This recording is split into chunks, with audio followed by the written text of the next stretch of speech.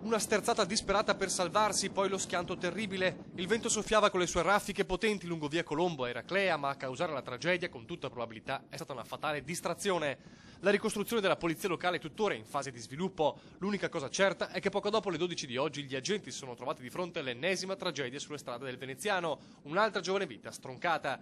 Quella di Stefano Francescato, 31enne di Eraclea, finito con la sua Opel Zafira nel fossato che costeggia via Colombo, all'altezza dell'incrocio con via Rossini. Sulla strada, la Renault Twingo condotta dal giovane vicentino contro il quale Francescato si stava per scontrare e che è finito all'ospedale con ferite lievi.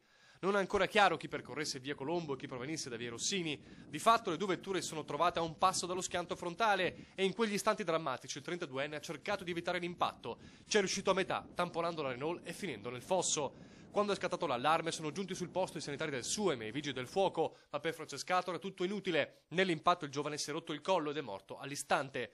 Un ragazzo molto conosciuto a Eraclea, tanti lavori saltuari, l'ultimo suo impiego, quello di bagnino. La madre disperata è arrivata nella zona della tragedia poco dopo, urlando tutto il suo dolore. Stefano era il suo unico figlio.